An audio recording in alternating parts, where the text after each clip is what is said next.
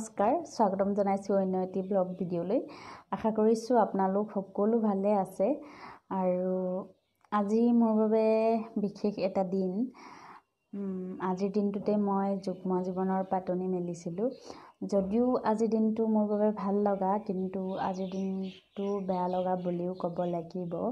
কাৰণ মা দেউতা দাদাহঁতক মই আজি বহুত দুখ দি থৈ এওঁৰ লগত পলাই আহিছিলো আৰু সেইখিনি কথা মনত পৰিলে আজিৰ দিনটো যেন নহা হলে ভাল আছিল তেনেকুৱা লাগে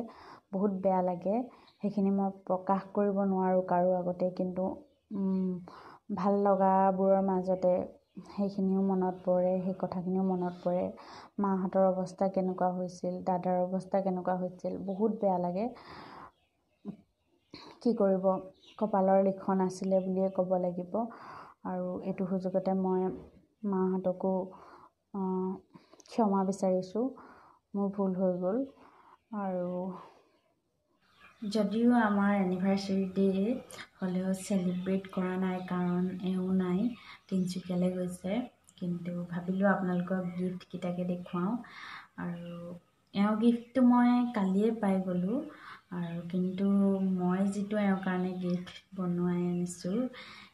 এও পোৱা নাই এই কপি এনেকৈ মই বন্ধুৱাই আনিছো এওৰ কাৰণে কেনেকুৱা লাগিছে জনাব ভালকৈ দেখিছেনে আপোনালোকে কেনেকুৱা লাগিছে জনাব আৰু এখন তেওঁৰ কাৰণে তেওঁ বৰ্তমানলৈকে দেখা নাই যদিহে ভিডিঅ'টো চাই তেতিয়াহলে দেখিব আৰু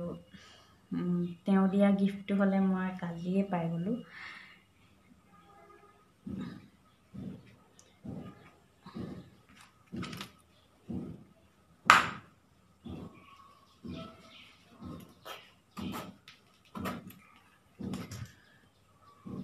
তেওঁ দিয়া গিফ্টটো মই কালিয়ে পালো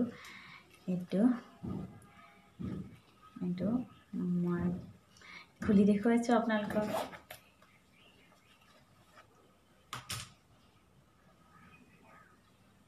এইটো কেনেকুৱা লাগিছে জনাবলৈ নাপাহৰিব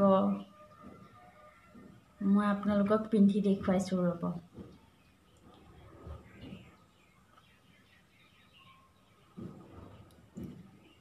কেনেকুৱা লাগিছে বাৰু কমেন্টত জনাবলৈ নাপাহৰিব আৰু ভাবিলো আপোনালোকৰ লগত গিফ্ট কিটাকে শ্বেয়াৰ কৰো সেইকাৰণে ভিডিঅ'টো বনালো আৰু আজি ভিডিঅ'টো এইখিনি দেখুৱাই মই শেষ কৰি দিছো আৰু যদি ভিডিঅ'টো চাই ভাল লাগিলে তেন্তে লাইক কৰিব সাবস্ক্ৰাইব কৰিব শ্বেয়াৰ কৰি দিব আৰু লগতে আমাৰ যুগ্ম জীৱন যাতে সুখৰ হয় আগৰ দিনকেইটা যাতে আৰু ভাল হয় তাৰ বাবে আশীৰ্বাদ কৰিব বাই বাই এখন হৃদয় এটি সৰু পজা ও মোৰ কলিজা তোমাক তাতে ৰাখি মই হম ৰজা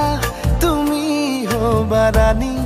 আমাৰ এই কাহিনী পিছত পোনা দুটি ক